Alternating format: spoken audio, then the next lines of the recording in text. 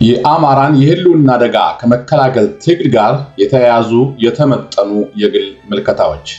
አንዳርጋቸው ጽጌ የካቲት 2017 ክፍል 4 እና የመጨረሻ ክፍል 10 የአማራ ህዝብ የህልውና አደጋ ምንጮች ብዙ ናቸው።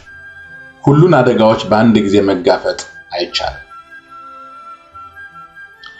በአሁኑ ወቅት ለሁላችንም በቅድሚያ የሚታየን የህልውና አደጋ አካላዊ ነው። የአብይ አገዛዝ የያዘው ጸረ አማራ ስትራቴጂ የአማራ ህዝብ በአካል ለማጥፋት፣ አካባቢውን ምድረ በዳ ለማድረግ፣ ከልማት ከስልጣኔ ርቆ በድህነት በመሃይምነት ታስሮ እንዲማቀቅ ማድረግ ነው። በእግረኛ፣ በሜካናይዝድ፣ በጀቶች፣ በሄሊኮፕተሮችና ድሮኖች ህዝብን በመጨፍጨፍ የማመናመን ስትራቴጂ ነው። የህልውና ትግሉ የወዲሁ ግብ በአማራ ላይ የታወጀውን በአካል የመጥፋት እኩይ ህልም ማምከን ነው። ሆኖም ግን የአማራ ህልውና በሚገባ እንዲጠበቅ በየጊዜው መሰረቱ እየጠበቀ እንዲሄድ ከአካላዊ ጥቃት ከመመከት በላይ የተሻገሩ ጉዳዮችን መመርመር ይገባል። የአማራ ህልውና አደጋ በኢኮኖሚ፣ በዘመናዊ ቴክኖሎጂ፣ በትምህርት፣ በጤና አገልግሎት በሚገባ ካለማደግ ጋር ይያያዛል። ከመልካም አስተዳደር መጥፋት፣ የህዝብን ሀብት ከመዝረፍ ችግሮች ጋር ይተሳሰራል። እነዚህን ችግሮች አሁን ትግሉ ባለበት ደረጃ ከሌሎች አንገብጋቢ ጥያቄዎች እኩል ትኩረት ሰጥቶ መንቀሳቀስ አይቻልም። ሆኖም ግን የፋኖ ንቅናቄ መልክ ያለውና በሚገባ የተደራጀ አመራር ሲኖረው እነዚህ ጉዳዮች የህልውና ትግሉ አካል ሆነው መታየት የሚችሉበት ሁኔታ መፈጠር ይኖርበታል። አማራው የሚታገለው በማንነቱ ከሚያጠቁት፣ ከሚዘርፉት፣ ከሚበድሉት አካላት ተላቆ ወገን ሆነው ተመሳሳይ ጥቃት በሚያደርሱበት የገዛ ገዢዎቹ መዳፍ ለመውደቅ አይደለም። ትግሉ ነፃነቱንና መብቱን ሊጋፉት፣ ሊዘርፉት ከሚችሉ ከየትኞቹም አካላት ጭምር ነፃ ለመሆን የሚደረግ መሆኑን ካሁኑ ግንዛቤ ሊኖረን ይገባል።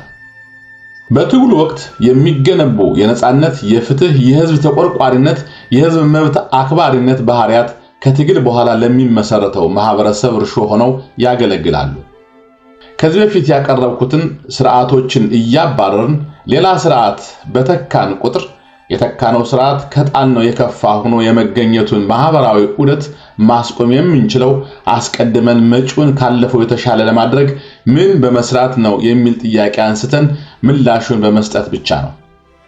ይህ ጥያቄ ደረጃውንና ጊዜውን ጠብቆ ምላሽ የሚያስፈልገው መሆኑ ለማስገንዘብ የተጠየቀ ነው፣ እንዳይረሳ። 11 የፋኖ አመራር አንድነት፣ የዲያስፖራ ድጋፍና የአንድነት ትስስር። የፋኖ አንድነትና የዲያስፖራው አንድነት ጉዳይ የእንቁላሉና የዶሮዋ ጉዳይ ሆኖ ብዙ ችግር ያስከተለ ነው። የፋኖ አንድነት ይቀድማል ወይስ የዲያስፖራው አማራ አንድነት? የትኛው አንድነት ነው ሌላውን አንድነት የሚወልደው የሚለው ጥያቄ ነው የዶሮና የእንቁላል ጉዳይ ያደረገው። ማን ቀድሞ መጣ፣ ዶሮ ወይስ እንቁላል የሚለው ጥያቄ ማለት ነው። ነገሮች ጥርት ብለው እንዲህ ሳይታዩ የአማራ ዲያስፖራ በቀላሉ አንድነት ፈጥሮ በሀገር ቤት የአማራ ህዝብ ለህልውናው መከበር የሚያደርገውን ትግል በከፍተኛ ብቃትና ልቀት የሚያግዝ የአማራን ፋኖ አንድነት የሚያፋጥን ስራ ያከናውናል የሚል እምነት በጥቂቶቻችን ዘንድ ነበር። ዲያስፖራ የሚፈጥረውን ህብረት በመጠቀም ሀገር ቤት ውስጥ ተበታትነው የሚታገሉትን የፋኖ አካላት ወደ አንድነት በማምጣት በጎ አስተዋጽኦ ያደርጋል የሚል እምነት። ይህ እምነት የመነጨው ዲያስፖራ የሚጨፈጨፈው ወገኑ ጉዳይ ስለሚያሳስበው በውጭ ሀገር በነፃነት የሚኖር በመሆኑ አንድ ሆኖ ለመስራት የሚገጥሙትን ችግሮች በነፃነት በመነጋገር ማቃለል የሚችልበት እድል ስላለው፣ በመጨረሻም የሚጎዳና የሚጠቅምን ሐሳብና አሰራር በሚገባ ማጤን፣ መመርመር፣ መምከር የሚችሉ በርካታ ምሁራዊ አቅም ያላቸው አማሮች አሉት ከሚል እምነት ነበር። በሂደት የታየው ግን እነዚህ ግምቶች በሙሉ ስህተት እንደሆኑ ነው። የአማራ ዲያስፖራ ወገኖቹ በኢትዮጵያ ውስጥ የሚደርስባቸውን ሰቆቃ የሚመጥን ለአንድነት የሚደረግ ጥረት ማድረግ ተስኖታል። ችግሮቹን በነፃነት ተነጋግሮ መፍታት የሚችልበትን እድል የተጠቀመበት እርስ በርሱ ለመናቆሪያ፣ ለማጥቆሪያ፣ አሳፋሪ መካሰስ ለመፍጠር ያሆናል። የአማራ ህዝብን ከሚጨፈጭፈው የአብይ አህመድ አገዛዝ በላይ አብዛኞቹ በአማራ ዲያስፖራ እጅ ያሉ የሚዲያ ባለቤቶችና የማህበራዊ ሚዲያ ንቃዮች ጊዜያቸውን የሚያጠፉት ወገናቸውን የሆነውን ግን እነሱ የአይኑ ቀለም አላማረኝም የሚሉትን የፋኖ አመራር ወይም ለፋኖ ድጋፍ ለማድረግ የሚንቀሳቀስን ግለሰብ ከአማራ ጨዋነት በወጣ ጋጠወጥነት በመሳደብና በማሸማቀቅ ነው። የአንድነትን አስፈላጊነት በሚገባ ለማስረዳት የአንድነቱ አካሄድ ምን ይምሰል ለሚለው ጥያቄ መልስ መስጠት ይችላል የተባለው ምሁር በጎጥ የሚያስብ ራሱ ተከፋፍሎ ዲያስፖራውን የሚከፋፍል ሀገር ቤት የሚደረገው ትግል አንድ የጋራ አመራር እንዳይኖረው የሚያደርግ አካል ሆኖ አርፎታል። ባለንበት ወቅት የዲያስፖራው አማራ አንድ ሆኖ የሀገር ቤቱን አንድነት ማምጣት እንደማይችል ገሃድ ሆኗል። የዲያስፖራው አማራ በዚህ ደረጃ ስንጥርጥሩ በመውጣቱ የተነሳ የፋኖ እንቅስቃሴ በተጀመረበት ወቅት አማራው በከፍተኛ ስሜት ተነሳስቶ ይሰጥ የነበረው ድጋፍ በሂደት እንዲደርቅ አድርጎታል። በጎጥ በቀጠና የተከፋፈሉ የፋኖ መሪዎች ውክልና የሰጧቸው የዲያስፖራ ወኪሎቻቸው ሳይቀሩ ይህ ነው የሚባል ድጋፍ ማሰባሰብ የማይችሉበት ሁኔታ ውስጥ ይገኛሉ። በራሳቸው ስልጣን የአማራ ፋኖ ድጋፍ አሰባሳቢ ኮሚቴዎች ነን በሚል የተቋቋሙ ስብስቦች ሰፊ ህዝባዊ መሰረት ለመጣል የህዝብ አመኔታ ማግኘት አልቻሉም። ራሳቸውን ተወካይ አድርገው ወይም በፋኖ ተወክለናል ከሚሉ የፋኖ ድጋፍ አስተባባሪዎች መሃል በስነ ምግባርና በተአማኝነታቸው በየሀገሩና በየከተማው በሚገኝ የአማራ ማህበረሰብ ተቀባይነት የሌላቸው ማህበረሰቡን ማስተባበር የሚያስችል ክህሎትና ብቃት የተሰናቸው ሰዎች የተካተቱበት ሆኖ መገኘቱ በዲያስፖራው ለሚታየው የተዳከመ የአማራ የፋኖ ድጋፍ ማጣት ዋናው ምክንያት ነው። እነዚህ በአንድ ከተማ ሳይቀር የተለያዩ ስሞች እየሰጡ በደርዘን የሚቆጠሩ የፋኖ የድጋፍ ድርጅቶች የፈጠሩ ኮሚቴዎች እርስ በርሳቸው የሚጠላለፉ በጋራ የማይሰሩ ሆነዋል። የዲያስፖራው የፋኖ የድጋፍ እንቅስቃሴ ትልቅ ቀውስ ውስጥ ወድቋል ቢባል ማጋነን አይሆንም። በውጭ በአማራው ማህበረሰብ አማካይነት ለፋኖ የሚደረገው ድጋፍ ማደግ የሚችለው በመላው ዓለም የአማራ ፋኖ የድጋፍ ድርጅቶች የሚመሰረቱበትን አንድ ወጥ ድርጅታዊ ደንብ መዋቅር የሥራ አፈጻጸም መመሪያ በሀገር ቤት ትግሉን ከሚመራው የፋኖ አመራር ሲመጣ ብቻ ነው። ያ ቀን እስኪመጣ ድረስ ወገኑን ለመደገፍ ፈቃደኛ የሆነ በመቶ ሺዎች የሚቆጠር አማራ አስተባባሪ አጥቶ ድጋፉን ቋጥሮ ከመቀመጥ ውጪ አማራጭ የለውም። እየሆነ ያለውም ይሄው ነው። ትግል ላይ ያሉ ፋኖች ቁስል ማጠቢያ አጥተው አረቄና በርበሬ እየተጠቀምን ነው በሚሉበት በዚህ ወቅት በአብይ አህመድ ግፈኛ አገዛዝ መንግስታዊ እገታ ውስጥ ገብተው እርዳታ እንዳይደርሳቸው ተደርገው በመቶ ሺዎች የሚቆጠሩ አማሮች በረሃብ በሚጠበሱበት በዚህ ፈታኝ ወቅት በወር በሚሊዮኖች የሚቆጠሩ ዶላሮች ከዲያስፖራው መሰብሰብ የሚችልበትን እድል የዲያስፖራው የፋኖ ደጋፊዎች ነን የሚሉ አካላት በፈጸሙ የተሳሳተና ከፋፋይ ድርጊት ዘግተውት ቁጭ ብለዋል። ይህን የማስከፈት ኃላፊነቱና የሞራል የበላይነቱ ያለው የሀገር ቤቱ የፋኖ አመራር ነው። አንዱም ፋኖ በፍጥነት የጋራ አመራር የመፍጠር ስራውን እንዲያጣድፍ የሚያደርገው ግፊት የሚመጣው ለትግሉ መድረስ የሚገባውን ትልቅ የሆነ ድጋፍ ማስቀጠል የሚችለው ይህ አመራር ብቻ ስለሆነ ነው። የሀገር ቤቱ የፋኖ የጋራ አመራር በአፋጣኝ ቢፈጠርም የውጭውን ድጋፍ በተመለከተ የሚሰጠው የአደረጃጀት መመሪያ በጥንቃቄ የታሰበበት መሆን ይኖርበታል። ከዚህ ቀደም በዲያስፖራው ውስጥ የነበሩ የድጋፍ ድርጅቶች አመሰራረት ዙሪያ ተፈጥረው ከነበሩ ችግሮች የድርጅቶቹ ጥንካሬና ድክመቶች ልምድ የቀሰመ መሆን ይኖርበታል። በምንም አይነት የማያዋጣው አደረጃጀት ከውስጥ ወደ ውጭ በወኪልነት የሚመደብ ወይም በሚሾሙ ግለሰቦች የሚመራ አደረጃጀት። ይህ አደረጃጀት የማያዋጣ የሚሆነው የፋኖ የጋራ አመራር የመደባቸውን ሰዎች የተለያዩ ምክንያቶች በመደርደር ተቀባይነት እንዳያገኙ የሚያደርገውን የውስጥ ሽኩቻ ስለማያስቆመው መሆኑ ነው። ከውስጥ ወደ ውጭ የሚሰጥ ውክልና ወይም ኃላፊነት እያንዳንዱ አማራ ለመንገስ በኪሱ ዘውድ ይዞ ይዞራል የሚለውን አባባል ግምት ውስጥ ያላስገባ ስለሚሆን በፋኖ ተወካይነት ሹመት ያላገኙ የመሾም ፍላጎት ያላቸውን ግለሰቦች ማስከፋትና አፍራሽ ሚና ከመጫወት እንዲገቱ ማድረግ አይችልም። እስካሁን የአማራ ፋኖ አንድ ትልቅ የድጋፍ ድርጅት የመፍጠር ችግር በየቦታው የተከሰተው ይህ ትልቅ ድርጅት ትልቅ ጠቀሜታ እንደሚኖረው ካለመገንዘብ አይደለም። ችግሩ የመነጨው ይህ ድርጅት ሲፈጠር መሪ ሊሆን አልችልም የሚል ስጋት ባላቸው መንገስ የሚፈልጉ ግለሰቦች የስልጣን ጥማት ነው። ግለሰቦች ትልቅ ድርጅት መስርተው መሪ ለመሆን እንደማይችሉ ከተጠራጠሩ የያዟትን ትንሽ ድርጅት የግል ንብረት አድርገው የመቀጠል ፍላጎት እንዳላቸው የፋኖን የዲያስፖራ ድጋፍ በአንድ ለማምጣት የተደረገው ጥረት ገሃድ አድርጎታል። ከግለኛ ባህላችን የሚቀዳውን በጋራ የመስራት ችግር ማቃለል የሚቻለው ሰዎችን ከላይ ወደ ታች በትዕዛዝ በመሾም ሳይሆን የአማራን ትግል የሚደግፉ አማሮች በጋራ ተሰባስበው በራሳቸው መልካም ፈቃድና ውሳኔ የድጋፍ ድርጅቶች መሪዎች ናቸው የሚሏቸውን ግለሰቦች ከከተሞች ጀምረው በሀገርና በዓለም አቀፍ ደረጃ እንዲሰየሙ በማድረግ ብቻ ነው። መንግስት የፈለገው ሁሉ አንጋሽ በመሆኑ የመሰጠው እርካታ ሽኩቻን መቀነሻ ፍቱን መድኃኒት ነው። በየከተማው ከሚኖረው አማራ በላይ በከተማው ውስጥ ማን የአማራን ህዝብ አደራ እንደማይበላ፣ ማን ለአማራ ህዝብ የህልውና ትግል መሳካት ተግቶ እንደሚሰራ፣ ማን አስተባባሪ እንደሆነ በከተማው ከሚኖረው አማራ በላይ የሚያውቅ የለም። ይህን አካሄድ አንዳንድ ግለሰቦች ሳይታወቁ ሰርገው ሊገቡ ይችላሉ የሚል ስጋት በማሰራጨት ከከተማው ህዝብ በላይ ሰዎችን የሚያውቁ ሆነው ለሚቀርቡ መካሪዎች የፋኖ አመራሮች ጆሮ መስጠት አይገባቸውም። በሰፊው አማራ አንሰላስሎ የመወሰን ብቃት ላይ ተማምነው መሪዎቹን እንዲመርጥ እንዲቆጣጠር በሚያስችለው ህግ ደንብ አማካይነት እንዲተዳደር ነፃነቱን ሊሰጡት ይገባል። ልክ እንዳሁኑ የፋኖ ድጋፍ እንቅስቃሴ ትልቅ ችግር ላይ ወድቆ የነበረው የቅንጅት የዲያስፖራ ድጋፍ ከመጥፋት ያዳነውና ነፍስ የዘራበት አደረጃጀት ከላይ ያቀረብኩት አደረጃጀት ነው። የቅንጅት አመራሮች በውክልና የመደቧቸውን በየሀገሩ የሚገኙ ተወካዮቻቸውን በየከተማው የሚገኙ የቅንጅት ደጋፊዎች በዲሞክራሲያዊ መንገድ በመረጧቸው አመራሮች በመተካት ነው። የአማራ ፋኖ የዲያስፖራ የድጋፍ ድርጅት በዓለም ዙሪያ በድጋፍ ድርጅቱ ስራ የተሰባሰቡ በመቶ ሺዎች የሚቆጠሩ አባላት ያሉትን የብዙሃን ድርጅት የመመስረት ዓላማ ያለው ሆኖ መቀረጽ ይኖርበታል። በመቶ ሺዎች የሚቆጠሩ በወር በጣም አነስተኛ የአባልነት መዋጮ የሚያዋጡ ለፋኖ የማያቋርጥ የወራዊ ገቢ ምንጭ የሚሆን በሚሊዮኖች የሚቆጠር ዶላር የሚያሰባስቡ አባላት ያሉት አደረጃጀት መመስረት የሚቻለው ዲያስፖራው ራሱ መርጦ አሜኔታ የሰጣቸው ቢያጠፉ ሊገስጻቸው ካልሆነም ሊያስወግዳቸው የሚችል የተጠያቂነት ግዴታ ያለባቸው የራሱ መሪዎች ሲኖሩት ብቻ ነው።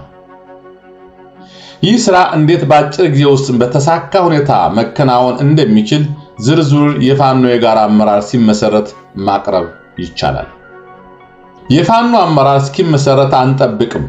አሁን መከራውን ለሚያየው ህዝብና ደሙን ለሚያፈሰው የፋኖ ታጋይ ልንደርስለት ይገባል ብለው የሚቆረቆሩ የፋኖ የድጋፍ ኮሚቴዎች እየተዳከመ የመጣውን ድጋፍ ነፍስ ሊዘሩበት የሚችሉበት አካሄድ ከላይ የተጠቀምነውን አደረጃጀት በሚኖሩበት ከተማ ተግባራዊ በማድረግ ብቻ ነው። በአንድ ከተማ ውስጥ የሚገኙ የፋኖ የድጋፍ ኮሚቴዎች በቅድሚያ ተሰባስበው መወሰን ያለባቸው የስካውን አሰራራቸው የሚፈልገውን ድጋፍ እንዳላስገኘ ነው። ችግሩ የተባባሰው በአማራ ህዝብና ለአንድ ዓላማ ስም ለሚደረግ ትግል በአንድ ከተማ ውስጥ በርካታ አደረጃጀቶች የአማራውን ዲያስፖራ ያሳዘኑትና በኮሚቴዎችም ላይ አመኔታ ያሳጡት መሆኑን ማመን ነው። በርካታ ኮሚቴዎች የአማራ ፋኖ ተወካይነን ለማለት የቅቡልነት ጥያቄ ያለባቸው መሆኑ ችግሩን ያባባሰው ጉዳይ መሆኑን መረዳት ይገባል። ከዛም አልፎ በአማራ ፋኖ ስም ገንዘብ አሰባስበው የራሳቸውን ህይወት ያደላደሉ ቀማኞች መኖራቸውን ማጤን ያስፈልጋል።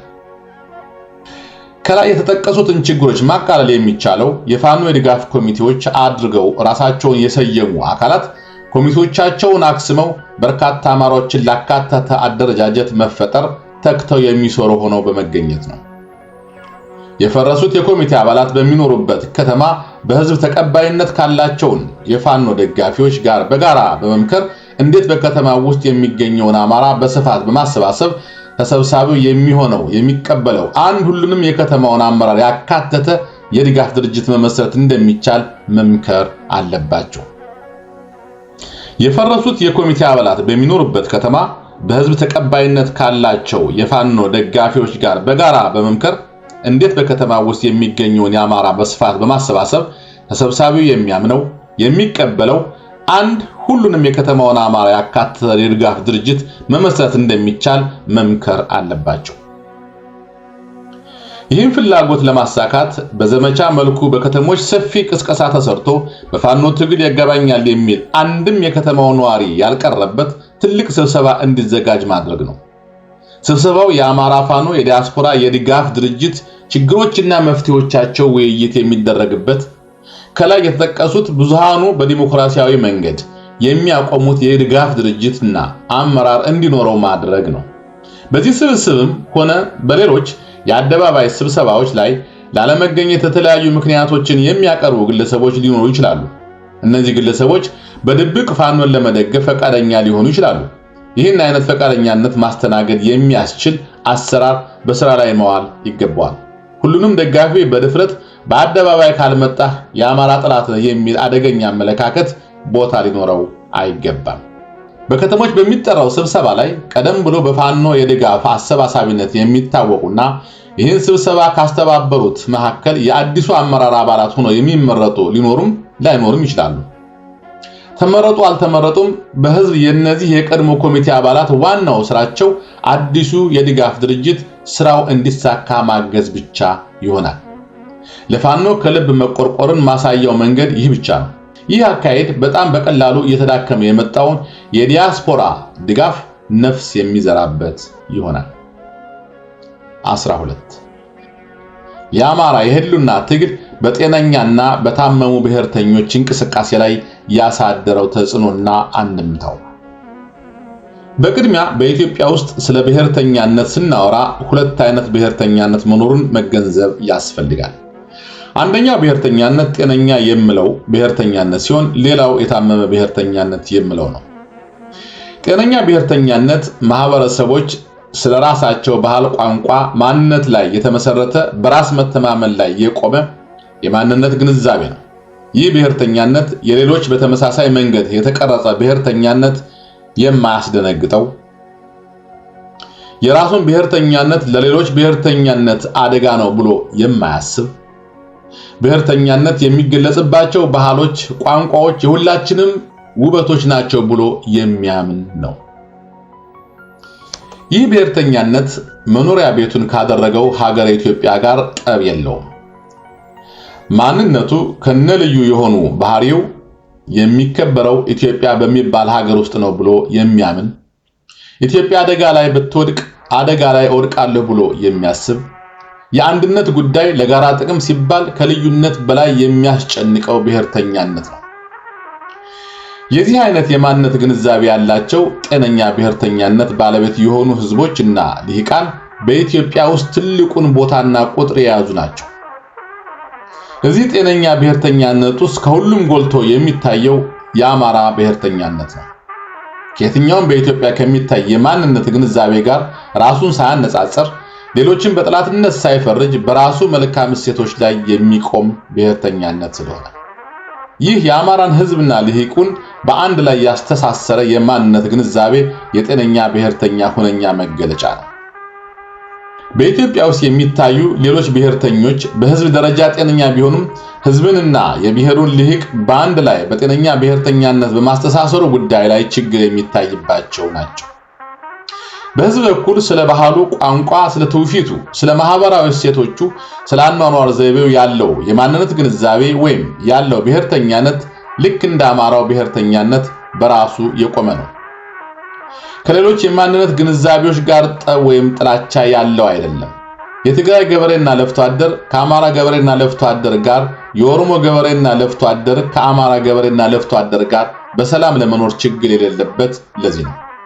ሆኖም ግን ከአማራ ውጪ በልሂቁ የሚቀነቀኑ ብሔርተኝነቶች ግን እንደ ተራው ህዝብ ጤነኛ አይደሉም። በበርካታ ማህበረሰቦች ውስጥ በልሂቁ የሚቀነቀነው ብሔርተኛነት የማንነት ግንዛቤ በራሱ የቆመ ሳይሆን እንደ ህዝብ አማራን በጠላትነት ፈርጆ የቆመ ነው። የታመመ የሚያደርገውም ይህ ነው።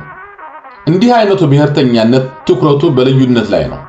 ኢትዮጵያ የሚባል ሀገር ቢኖር ባይኖር ጉዳዩ አይደለም። የኢትዮጵያ እንደ ሀገር መቀጠል የሚያስደስተው አማራ የሚባል ህዝብ አለ በሚል ስሌት ለአማራ ጥላቻ ሲል ሀገር የማፍረስ ጥረቱን እንደ ትልቅ ስኬት የሚቆጥር ነው። በጥላቻ ላይ የተገነባ ብሔርተኛነት በመሆኑ የአማራ ቋንቋ፣ የአማርኛ የግዕዝ ፊደሎች፣ የአማራ ባህል እሴቶች በሙሉ የሚጠላ ነው። ቻይናዎችና ጃፓኖች ለመዘመን በቴክኖሎጂ ለመገስገስ ፊደላቸውን ወደ ላቲን ፊደል መቀየር እንዳልተገደዱ እያወቀ ብቸኛው የጥቁር ሕዝቦች ፊደል የሆነውን የግዕዝ ፊደል የአማራ ፊደል ነው በሚል የኔ ነው የሚለውን አብዛኛው ሕዝብ ለማንበብና ለመጻፍ የሚጠቀምበትን ሌሎች ኦሮምኛ የማያውቁ ማህበረሰቦች ኦሮምኛ በቀላሉ ሊማሩ የሚችሉበትን ፊደል አስወግዶ በቅኝ ሳይገዛ ቅኝ ገዢዎችን አሳፍሮ እንዳልመለሰ የቅኝ ገዢዎችን የነጮችን የላቲን ፊደል በስራ ላይ እንዲውል ያደረገ ብሔርተኛነትን ነው በሽተኛ ነው የሚለው። በአማርኛ ቋንቋ አትናገሩ፣ ከአማራ ጋር የመሰረታችሁትን ትዳር አፍርሱ፣ ከአማራ ነጋዴዎች ሸቀጥ አትግዙ ወዘተ የሚሉ በአንድ ህዝብ ላይ ያነጣጠረ ጥላቻ ላይ የተመሰረቱ ብሔርተኝነቶች የታመሙ ናቸው። እንዲህ አይነቱ ብሔርተኛ ልሂቅ በጋራ ችግሮች ላይ ተወያይቶ ለሁሉም የሚበጅ ሰላማዊ መፍትሄ መፈለግ አይታየውም። ሰላማዊ መንገድ የማይታየው ሁሉንም ነገር በመንጫ በጡጫ አሳካዋለሁ ብሎ የሚያምን ስለሆነ ነው። ሰውን የሚያክል ፍጡር በማንነቱ ስለሚጠላ ብቻ እጅግ አሰቃቂ በሆነ መንገድ መግደልን፣ ንጹሃኑን ለመጨፍጨፍ ምንም አይነት የሞራል ልጓም የማይዘው ፍጡር ነው። ህዝብ በህዝብ ላይ ተነስቶ ደም እንደ ጎርፍ ቢፈስ ግድ የሌለው ፍጥረት ነው። የአማራ የህልውና ትግል ጤነኛ የሆነ ብሔርተኛነት ለተላበሱ ህዝቦችና ይህን ጤነኛ ብሔርተኛነት ለሚጋሩ ሌሎች ማህበረሰብ ልሂቃን ስጋት አይደለም። እንዳውም እነዚህ ልሂቃን የታመመ ብሔርተኛነት ለሚያስተናግዱ አካላት ማርከሻ አድርገው እያዩት ነው። ዛሬ በርካታ በኢትዮጵያ ውስጥ የሚገኙ ብሔርና ብሔረሰቦች የአማራ ፋኖ ትግል እንዲሳካ የሚፈልጉት የማንነታቸው የባህልና የቋንቋቸው መጠበቅ በነጻነት በሰላም ሰርተው የመኖር እድላቸው በታመሙ ብሔርተኞች ከመጨናፍለቅ የሚያድን ዋስትና አድርገው የሚያዩት ስለሆነ ነው። የአማራ ትግል በእነዚህ ብሔርተኞች አይን አንድምታው በጎ ነው። በታመመ ብሔርተኛነት ለተለከፉ አካላት ግን የአማራው የህልውና ትግል ስጋት ሆኖባቸዋል። የፖለቲካዊና ወታደራዊ ጥንካሬው አስፈርቷቸዋል። በኦሮሞ ብልጽግና ውስጥ ላሉ አክራሪና ተረኛ ብሔርተኞችና ከዛም ውጪ የታመመ ብሔርተኝነታቸውን መታከም ላልቻሉ አንዳንድ ልሂቃን አማራው የሚያደርገውን ትግል ለጨፍላቂነት ነው የሚል ክስ ማሽጎድጎድ የጀመሩት ለዚህ ነው።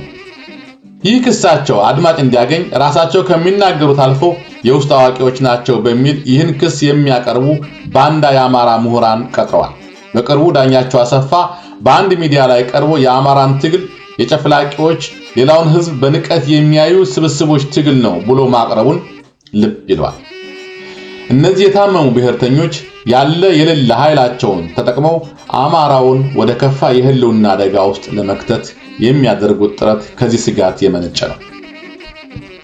የአማራ የህልውና ትግል የፈጠረው ወታደራዊና ፖለቲካዊ ጥንካሬ ከዚህ በፊት ይህ ጥንካሬ ያለን እኛ ብቻ ነን በሚል የታበየ ብሔርተኛነት ተላብሰው ይኖሩ የነበሩ አክራሪ ብሔርተኞችን አስቡት የማያውቁት ጥያቄ እንዲያነሱ አድርጓቸዋል። ቢመቱት መልሶ መምታት ብቻ ሳይሆን መደምሰስም የሚያስችል እምቅ ጉልበት ያለው የአማራ ብሔርተኛነት እየመጣ እንደሆነ ልብ ማለት ጀምረዋል። አንዳንዶቹን ሌላው ቢቀር ይህን አዲስ ክስተት ግምት ውስጥ ያስገባ የአቋም መስተካከል ሽግሽግ እንዲያደርጉ ያስገደዳቸው እንደሆነ በተጨባጭ እያየነው ያለ ሀቅ ነው። ይህ ነውር አይደለም። ከዚህ ቀደም ምንም አይነት መቀራረብና የጋራ ችግሮችን በጋራ ውይይትና ድርድር የመፍታት ፍላጎት የሌላቸው አክራሪ ብሔርተኞች ከአማራ ጋር ያለን ልዩነት በጠረጴዛ ዙሪያ በውይይት እንፈታለን ወደሚል አቋም ያመጣቸው የህልውና ትግሉ ያደገበት ወታደራዊና ፖለቲካዊ ፍጥነት ነው። ይህ የአቋም መሸጋሸግ እንዳለም ሆኖ ጤነኛ ብሔርተኛነትንና የታመመ ብሔርተኛነትን በሚያስተናግዱ አካላት መካከል በኢትዮጵያ ውስጥ የሚታየው ልዩነት በሰላማዊ መንገድ በድርድር ሰጥቶ በመቀመር ሊፈታ የማይችልበት እድል አሁንም ትልቅ ነው። ስር በሰደደ የአማራ ህዝብ ጥላቻ ላይ ተኮትኮቶ ያደገ ብሔርተኛነት አሁንም ቅጥ ያጡ ለሰጥቶ መቀበል መንገድ የማይከፍቱ በኢትዮጵያ ውስጥ ዘላቂ ሰላም፣ አንድነት፣ ልማት ማምጣት የማያስችሉ ጥያቄዎች በማቅረብ ችግሮችን በድርድር የመፍታት ሂደቱን ሊያጨናግፈው ይችላል። በእንዲህ አይነት ሁኔታ በጤነኞችና በታመሙ ብሔርተኞች መካከል ያለው ልዩነት የሚፈታው ብዙ ውድመትንና እልቂት በሚያስተናግድ ግፍጫ ሊሆን ይችላል። ይህን ትንበያ የሰይጣን ጆሮ አይስማው ብሎ ደፋፍኖ ማለፉ ለማንም አይበጅም። ይህ ግፍጫ አንዱን አሸናፊ ሌላውን ተሸናፊ በማድረግ ላይጠቃለል ይችላል። መጨረሻው የሁሉንም የጋራ ውድመት አስከትሎ የሁሉንም ሕዝብ ሕይወት ወደ ገሃነምነት ሊቀይረው ይችላል። ይህ እንዳለ ሆኖ በዛሬቱ ኢትዮጵያ ከዚህ ጉዳይ ጋር የተያያዘ አንድ ነጥብ ግልጽ ሆኖ ወጥቷል። ይህም ነጥብ በኢትዮጵያ ሁኔታ ከዚህ በኋላ በሽተኛ ብሔርተኛነት የበላይነቱን አስጠብቆ መቀጠል የሚችልበት እድሉ የጠበበ መሆኑ ነው። የቢሆንስ ትንተና የሚሰራ ንቁ የሁኔታዎች ታዛቢ የሚደርስበት መደምደሚያ ጤነኛውና የታመመው ብሔርተኝነቶች በሚያደርጉት የሞትና የሽረት ትንቅንቅ የታመመ ብሔርተኛነት በአሸናፊነት መውጣት እንደማይችል ነው። የአማራ ሕዝብ የህልውና ትግል ጤነኛ ብሔርተኛነት ለሚያራምዱ ሆኖም ግን አቅማቸው ደካማ ለነበረው በርካታ በኢትዮጵያ ውስጥ ለሚገኙ ማህበረሰቦች የብርታት ምንጭ ሆኗቸዋል። የአማራ የህልውና ማስከበር ትግል በሁለቱ አይነት ብሔርተኞች መካከል የነበረውን የኃይል ሚዛን አዛብቶታል። የመሸናነፍ ነገር የሚወራ ከሆነ የኃይል ሚዛኑ አሰላለፍ የሚያሳየው ኢትዮጵያን ለሁላችንም የምትመች ሀገር እናድርጋት፣ በዘረኛነትና በተረኛነት ነዳጅ የሚነጉደው በሽተኛ ብሔርተኛነት ከኢትዮጵያ ልርቅ ይገባዋል የሚለው ኃይል አሸናፊ እንደሚሆን ነው። ይህን በፍጥነት በመቀየር ላይ ያለን ሀገራዊ እውነታ አለመረዳት፣ ቀድሞውኑ በድንቁርናና በጥላቻ የተመሰረተ ብሔርተኛነት ትክክለኛ አለመሆኑን አለመገንዘብ፣ ይህ የጥላቻ ብሔርተኛነት እስከ አሁንም በህዝብና በሀገር ላይ ያደረሰውን አስከፊ ድቀት በጥሞና አለማጤን ትልቅ ታሪካዊ ስህተት ይሆናል። ወቅቱ የሚጠይቀው አዲስ ግንዛቤ የአማራ የህልውና ትግል መጠንከር የፈጠረው ወታደራዊና ፖለቲካዊ ጥንካሬ ማደጉን በጥሞና ማጤኑን ብቻ አይደለም። መጀመሪያውኑ በአማራ ህዝብ ላይ ስሁት ትርክት ደርሶ በዚህ ትርክት አማካይነት በተፈጠረ አሉታዊ አመለካከት የአንድን ህዝብ ብሔርተኛነት ለመቅረጽ ሊቁ የሰራው ስራና የሄደበት ርቀት ትክክል ነበር ወይ የሚል ስር ነቀል የአመለካከት ለውጥ የሚጠይቅ ግንዛቤ ነው።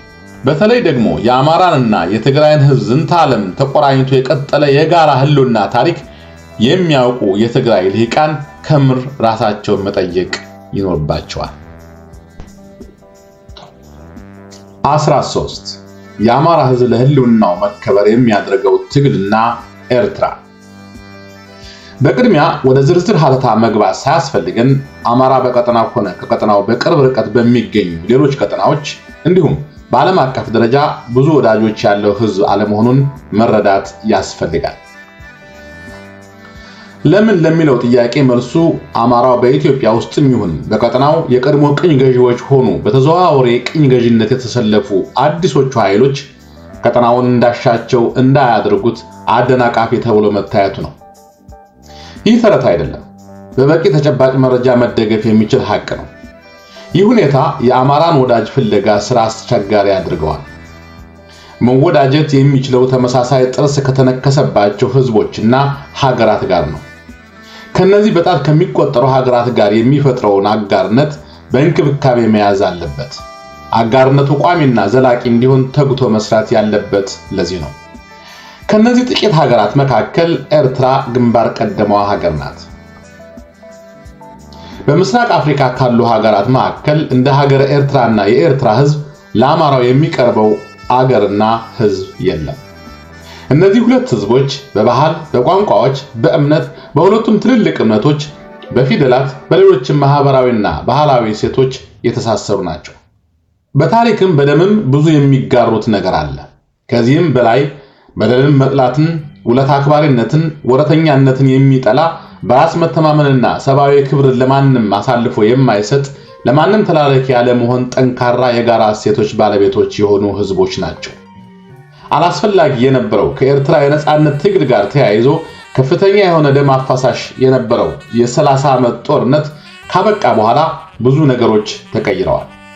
ያንን ጦርነት በአሸናፊነት ለመወጣት ሲባል በተለይ በኤርትራ ፖለቲካ ልሂቃን አማካይነት በአማራና በአማራነት ላይ ተሰራጭቶ የነበረው ከተራ ፕሮፓጋንዳ በላይ ትርጉምና ጥልቀት ያልነበረው አታይ በአጭር ጊዜ ውስጥ እንደ ጤዛ ረግፎ የጠፋ መሆኑ ይታወቃል። የኤርትራ ህዝብና መንግስት ለአማራ ህዝብ፣ የአማራ ህዝብም ለኤርትራ ህዝብ ያለው ወገንተኛና ቀና አመለካከት እየጠነከረና እየሰፋ የመጣበት ሁኔታ ዋናው የግንኙነት መገለጫ ሆኗል። የኤርትራ መንግስት የወያኔን ስርዓት ተቃውመው ትግል ለማድረግ ለወሰኑ የፖለቲካ ድርጅቶች የቻለውን ድጋፍ በማድረግ የሚታወቅ ብቸኛ ሀገር ነው። የድጋፍ ሻዕቢያ ከወያኔ ጋር ከገባበት ግፍጫ አኳያ የሚሰጥ እንደሆነ ብዙም መከራከር ባይቻልም በኤርትራ ምድር ያሉ ተቃዋሚዎች በአንድ ላይ ተገናኝተው በሀገራቸው ዕጣ ላይ በጋራ እንዲመክሩ፣ በጋራ እንዲታገሉ ለማድረግ ሻዕቢያ የሚችለውን ሁሉ ጥረት ማድረጉን በቦታው ነበርኩና አውቀዋለሁ። ወያኔን መጣል ብቻ ሳይሆን ሻዕቢያ ወያኔ ከወደቀ በኋላ ኢትዮጵያ ቀውስ ላይ እንዳትወድቅ የተቃዋሚዎችን አንድ መሆን እንደራሱ ጉዳይ ወስዶ ያደረገውን ጥረት ለምናስታውሰው ኤርትራ በኢትዮጵያ መዳከም፣ መበተን ትርፍ አተርፋለሁ ብላ የምታስብ ሀገር እንደሆነች ተደርጎ በስፋት ሲሰራጭ የነበረው ፕሮፓጋንዳ ሐሰት መሆኑን አረጋግጦልናል። ቀደም ባለው ዘመንም ወያኔ ያዘጋጀው በዘር ላይ የተመሰረተ ህገ መንግስት ኢትዮጵያንም ሆነ ቀጠናውን ለከፍተኛ ችግር ያደርጋል የሚል ምክር ለወያኔ በመስጠት ህገ መንግስቱ እንዲቀየር የሞገተው ሻዕቢያ እንደሆነ ይታወቃል። ለኢትዮጵያ በመቶ ዓመት የማያልቅ የቤት ስራ ሰጥተናታል የሚል እምነት የኤርትራ መሪዎች አላቸው የሚለው ፕሮፓጋንዳም ከዚህ ተግባራቸው አኳያ መመዘን አለበት። በተለይ በወያኔ ዘረኛ ህገ መንግስት የተነሳ በአማራ ላይ የደረሰውን ጉዳት ምን እንደሆነ የምናውቅ የሻዕቢያ ምክር ወያኔ ሰምቶ ህገ መንግስቱን በስራ ላይ ባያውለው ትልቁ ተጠቃሚ አማራ ነበር የሚሆነው። በእኔ እምነት እንደ አማራው የትግራይ ህዝብም ተጠቃሚ ይሆን ነበር። ይህን ኢትዮጵያን ወደ መፈራረስ አፋፍ የሚገፋ ህገ መንግስት ገና ከማለዳው የተቃወመው ሻዕቢያ እንዴት ነው ኢትዮጵያውያንን ለመቶ ዓመት የሚያባላ የቤት ስራ እንደሰጠ ተደርጎ መቅረብ የሚችለው? ይህ ፕሮፓጋንዳ ምንጩ የት ይሆን መጠየቅ ተገቢ ነው። በቅርቡም በወያኔና በአብይ አገዛዝ መካከል በተደረገው ጦርነት የተጠቃውን ሰራዊት ብቻ ሳይሆን ወያኔ ሂሳብ አወራርድበታለሁ ብላ በአደባባይ በጻድቃንና በጌታቸው ረዳ አማካይነት በአደባባይ የዛተችበትን የአማራ ህዝብ ራሱን መከላከል እንዲችል በኤርትራ መንግስት ያገኘውን ድጋፍ የአማራ ህዝብ ለዘላለም የሚረሳው አይደለም። የአማራ ህዝብ ወደፊትም ቢሆን የጀመረው የህልውና ትግል በድል እንዲጠናቀቅ ከኤርትራ በላይ ወዳጅ አይኖረውም። የአብይ አህመድ አገዛዝ የኢትዮጵያን ህዝብ እርስ በርሱ ለማጫረስ ህዝብን በህዝብ ላይ ቢያነሳሳ ይህን አደጋ ለማስቀረት ለኢትዮጵያ ህዝብ ቀድሞ የሚደርስለት የኤርትራ መንግስትና ህዝብ ነው። የአማራ ህዝብ ከኤርትራ መንግስትና ህዝብ ጋር የሚያደርገው ግንኙነት የአብይን አገዛዝ ግፈኛ ስርዓት ለመታገል ከሚያስፈልገው አጋር ከማግኘት ስራ ጋር ብቻ አቆራኝቶ ማታየት የለበትም። የሁለቱ ህዝቦች ፖለቲካዊ፣ ባህላዊ እሴቶች ተቀራራቢነት፣ የታሪክና የትውፊት የእምነት ተመሳሳይነት ከአማራ ጊዜያዊ ችግር በላይ የተሻገረ በጋራ ህልውና ማስከበር፣ በጋራ የውጭ ጣልቃ ገብነትን መመከት፣ በራስ መተማመን ላይ የተመሰረተ ከተመጽዋችነት ነፃ የሆነ የድህነትና የልማት ስትራቴጂ በመከተል አስፈላጊነት ላይ የጸናና የጋራ እምነት ላይ መቆም የሚችል እንደሆነ ታምኖበት የሚገባበት ነው። ይህ ወሳኝ የሆነ ግንዛቤ በኤርትራ ህዝብና መንግስት ላይ የሚሰነዘርን ማንኛውንም ጥቃትና የህልውና አደጋ የአማራ ህዝብ በራሱ ላይ እንደተሰነዘረ ጥቃትና የህልውና አደጋ አድርጎ የሚያየውና ከኤርትራ ጎን በመቆም የኤርትራን ህልውና አደጋ ላይ የሚጥሉ ኃይሎችን እንደሚዋጋ ጆሮ ላለው ሁሉ በግልጽ በመናገር የሚገነባ አጋርነት ነው። ባለንበት ወቅት አብይ አህመድ በኤሚሬቶችና በተዘዋዋሪ በአሜሪካኖች ተላላኪነት ኤርትራን እንደ ሱዳንና ሶማሊያ የማናጋቱን ስራ ፈጻሚ ሆኖ ቀርቧል። ኤሚሬቶች በሶማሌላንድ በኩልና በሱዳን ውስጥ ሞክረውት እየከሸፈባቸው የመጣውን አካባቢውን የመቆጣጠር ፍላጎት ቀደም ብለው በኤርትራም ላይ ሞክረውት የከሸፈ ነው። የሱዳንና የሶማሊያ ሙከራቸው እንዲከሽፍ የኤርትራ እጅ አለበት የሚል እምነት አላቸው። ኤሚሬቶች በኤርትራ ላይ ያቋጠሩት ቂምና የቀረቻቸውን የተስፋፊነት ፍላጎት ለማስፈጸም አብይ አህመድ ለኢትዮጵያ የባህር በር አስገኛለሁ በሚል ማጭበርበያ ጦርነት በኤርትራ ላይ እንዲያውጅ እያበረታቱት እንደሆነ ግልጽ ነው። አብይ አህመድም የጦርነት ቀረርቶውን እያሰማ ነው። አብይ አህመድ እንዲህ አይነት ጦርነት ለማካሄድ ወታደራዊና ኢኮኖሚያዊ አቅሙ አለው ወይም የለውም፣ ይህን ጦርነት ለማድረግ የህዝብ ድጋፍ አለው ወይም የለውም የሚሉ ነጥቦች እንዳሉ ሆነው አብይ አህመድ በኤሚሬቶች ገንዘብና የከባድ መሳሪያና ተተኳሽ አቅርቦት ተደፋፍሮ በኤርትራ ላይ አውጃለሁ የሚለውን ጦርነት እውን ቢያደርገው የአማራ ህዝብ ወንድምና እህት በሆነውና በቀጠናው ለአማራ ህዝብ ብቸኛ አጋር ከሆነው ባለፉት ጥቂት ዓመታት ለአማራው ህዝብ የክፉ ቀን ደራሽ መሆኑን በተግባር ካረጋገጠው የኤርትራ ህዝብና መንግስት ጎን በመቆም የአማራውን የህልውና አደጋ ለመቀልበስ መወሰድ ያለበት አቋም ነው። የአማራው ህዝብ ራሱ የዘር መጥፋት ታውጆበት ቀንና ማታ በድሮን እየተጨፈጨፈ የስልጣን ጀምሮ መጥለቋ ያሳሰበው አረመኔው የኢትዮጵያ ገዢ የኤሚሬቶች ተላላኪ ሆኖ በኤርትራ ላይ የሚከፍተውን ኢፍትሃዊ ጦርነት እንደማይደግፈው ይታወቃል። አማራን ከምድረ ገጽ ለማጥፋት ሲዶልቱ እየዋሉ የባህር በር ላመጣልህ ነው እና ተከተለኝ ሲሉት የሚንጋጋላቸው ያለ የሚመስላቸው የዘመኑ ገዢዎች ዘመኑ መቀየሩን ያልተረዱ ናቸው። አማራ ስለ ወደብ ማሰብ የሚጀምረው መጀመሪያ በሰላም ማረስና ማምረት ከዛም ካረሰው ካመረተው ተርፎት ወደ ውጭ ለመላክ ሲፈልግ ነው። አማራው ዛሬ የሚላስ የሚቀመስ እንዲያጣ በችግር ተጠብሶ እንዲያልቅ ታቅዶ ጦርነት የተከፈተበት ህዝብ ነው። የመኖር ዋስትናው ሳይረጋገጥ ስለ ወደብ ማሰብ አይችልም። ሰላም አግኝቶ የተትረፈረፈ ምርት ኖሮት ወደ ውጭ ለመላክ የሚችልበት ቀን ሲመጣ ደግሞ ወደ ጅቡቲ ሆነ ወደ ፖርት ሱዳን ወደቦች የሚያማትርበት ምክንያት አይኖርም። ወገኑ በሆነው የኤርትራ ህዝብ እጅ በሚገኙ የምጽዋና የአሰብ ወደቦች ያለምንም ችግር አስተማማኝ በሆነ መንገድ ሸቀጦቹን መላክና ማስገባት እንደሚችል ያውቃል። ኢትዮጵያ እስካሁን ይህን ማድረግ ያልቻለችው ከኤርትራ ጋር እንዲህ አይነቱን ጤነኛ ግንኙነት መፍጠር ይችል የነበረው የአማራ ህዝብና ልሂቅ በውጭ መንግስታት ተላላኪዎች ከኢትዮጵያ ፖለቲካ ተገፍቶ በመውጣቱ ነው።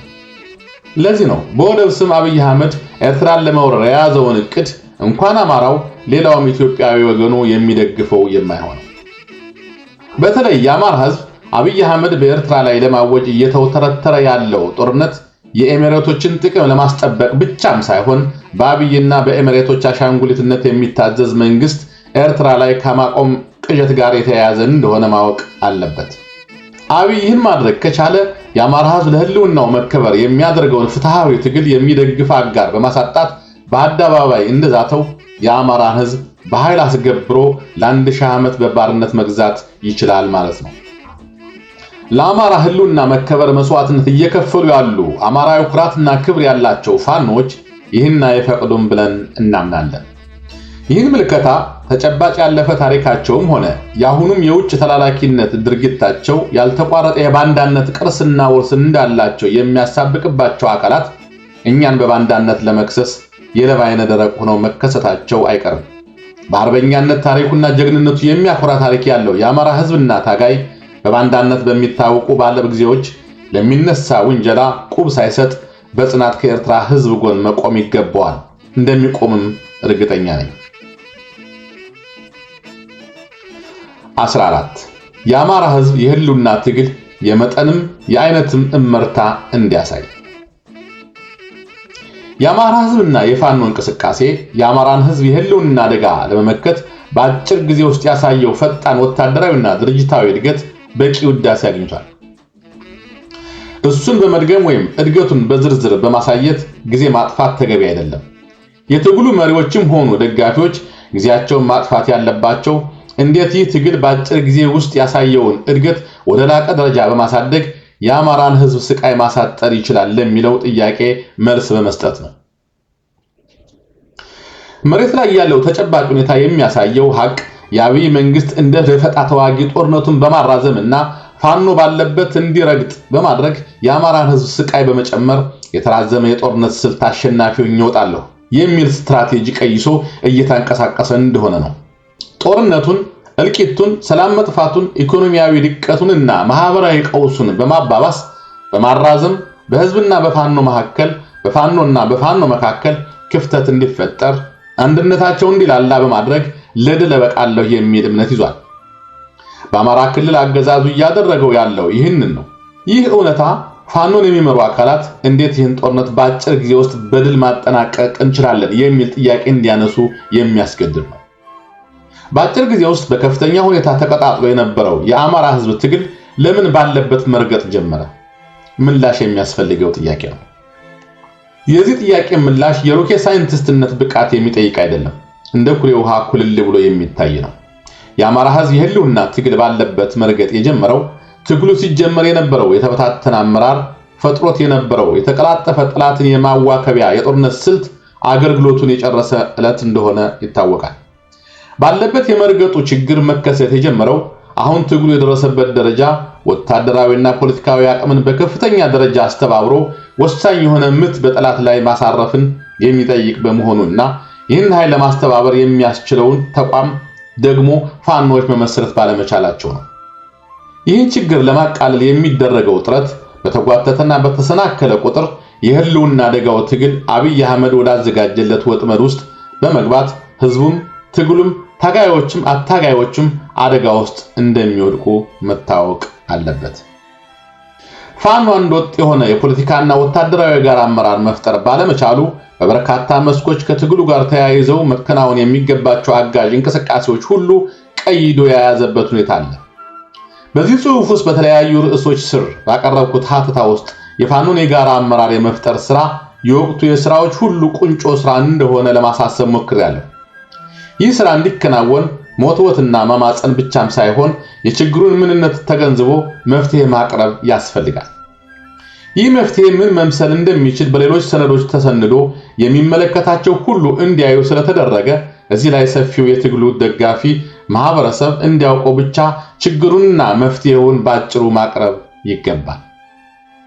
በራሱ የጎበዝ አለቃ እየተመራ ትግል የጀመረን ፋኖ ከላይ ወደ ታች የሚጫኑ መሪዎች ይኑሩ የሚል የተሳሳተና ሁኔታውን ግምት ውስጥ ያላስገባ የአደረጃጀት እሳቤ የፈጠረው ችግር ነው። የአማራ ፋኖ ወደዛ አይነት አደረጃጀት ከማለጉ በፊት በቅድሚያ ማለፍ ያለበት የአደረጃጀት የእድገት ደረጃ አለ። የመጀመሪያው አደረጃጀት በየክፍለ ሀገሩ የሚገኙ የተበታተኑ አደረጃጀቶችን በአንድ የጋራ አመራር ስር ማሰባሰብ ነው። ይህ ከታች ከወረዳም ሊጀምር ይችላል። ይህ መሰባሰብ በአንድ ግለሰብ መሪ ስር ማሰባሰብ ማለት አይደለም። የጋራ አመራር የሚለውን አጥብቆ መያዝ ያስፈልጋል። በስምምነት አንድን ግለሰብ መሪ ማድረግ የሚችሉ ክፍለ ሀገሮች ካሉ አንድ መሪ ቢመርጡ ችግር የለውም። ይህም በማይቻልባቸው ቦታዎች መሪ ለመሆን ፍላጎት ያላቸው አካላት የሚሳተፉበት የጋራ አመራር መፍጠር ትክክለኛው መንገድ ነው። ይህ የጋራ አመራር የፖለቲካና ወታደራዊ ክፍሎች ተለይተው እንዲደራጁ ማድረግ ይገባዋል። ወታደራዊ አደረጃጀቱ ለብቻው ይሁን የሚባለው ኦፕሬሽናል ነፃነት እንዲኖረው እንጂ ስራው በፖለቲካ እይታ የሚመራ ነው። በየክፍለ ሀገሩ የሚገኙ የፋኖ አካላት በዚህ አይነቱ የጋራ አመራር ስር ከተሰባሰቡ በኋላ በአማራ ደረጃ የሚፈጠረውን የጋራ አመራር ከነዚህ ክፍለ ሀገሮች በተመረጡና በተወከሉ ሰዎች ማቋቋም ይቻላል። ይህ አደረጃጀት ብቻ ነው የግለሰቦችንና የቡድኖችን እኔ ካልመራው የሚል ፉክክር አስቀርቶ የአማራ ህዝብና ትግሉ የሚጠይቀውን አንድ ወጥ አመራር በቀላሉ ማምጣት የሚችለው። በሂደት ይህ የአመራር ስልት እንዳስፈላጊነቱ ሊቀየር ይችላል። በየክፍለ ሀገሩ ከጎናቸው ከተደራጁ የፋኖ አካላት ጋር አንድነትን መፍጠር ያልቻሉ የፋኖ አካላት ክፍለ ሀገር አቋርጠው ከሌሎች ክፍለ ሀገር ፋኖዎች ጋር አንድ ድርጅት ፈጥሬያለሁ ማለት ወታደራዊና ፖለቲካዊ ትርጉሙ ወደ ዜሮ የተጠጋ ድርጊት መሆኑን ማወቅ አለባቸው። በዚህ አይነት አደረጃጀት እንዴት ሆኖ ነው ትግሉ የሚጠይቀውን በአንድ አካባቢ በሚገኝ የጠላት ኃይል ላይ የተቀናጀ ወታደራዊ ጥቃት መሰንዘር የሚቻለው? እንዲህ አይነቱ አደረጃጀት ግብዝነትን የሚያሳይ ተአማኒነት ሊኖረው የሚችል ድርጊት አይደለም። ይህ አሰራር በአንድ ክፍለ ሀገር ውስጥ 2 እና 3 የተለያዩ አደረጃጀቶች በመፍጠር የተቀናጀ ትግል እንዳይደረግ እንቅፋት ከመሆን አልፎ በተለያዩ ድርጅታዊ ስሜቶች ፋኖዎች እንዲገፉ በማድረግ ጠላትን ትተው እርስ በርሳቸው እንዲካሰሱና እንዲታኮሱ የሚያደርግ ነው። እንዲህ አይነት ፍንጮች እየታዩ ነው። እያደገ የመጣው በፋኖች መካከል የሚታይ የግፍጫ ሂደት አሳሳቢ ደረጃ ላይ እየደረሰ ነው። በጊዜ መቀጨት አለበት። በአስቸኳይ ሁሉም የአማራ ፋኖች በአንድ የጋራ አመራር ስር የሚያስገባ አደረጃጀት እንዲፈጠር የማድረጉ ስራ ለነገ በይደር የሚቀመጥ ስራ አይደለም። ከሚገባው በላይ የተጓተተ ለአማራ ህዝብ መከራ መራዘም እና ለአማራ ጠላቶች ብርታትን የሰጠ ያልተሰራ የቤት ስራ ነው። ለአማራ ህዝብ ህልውና መከበር እቆማለሁ የሚል ማንኛውም ፋኖና የፋኖን እንቅስቃሴ ከልቡ የሚደግፍ ማንኛውም ግለሰብና ቡድን ከዚህ የሚቀድም ወይም የሚልቅ ወቅታዊ ስራ ሊኖረው አይገባም። በውጭ የሚገኙ ሚዲያዎችም በቲፎዞነት ተዋርነው የጋራ አመራር እንዳይመጣ የሚያሰራጩትን መርዘኛ ፕሮፓጋንዳ አቆመው ለሁሉም አማራ የሚበጀውን ለማንም የማይወግነውን ማንንም ማንገስ ዓላማ የሌለውን አሰራር ሁሉም ፋኖዎችና የፋኖ መሪዎች እንዲቀበሉ መጣር ይገባቸዋል። አበቃው።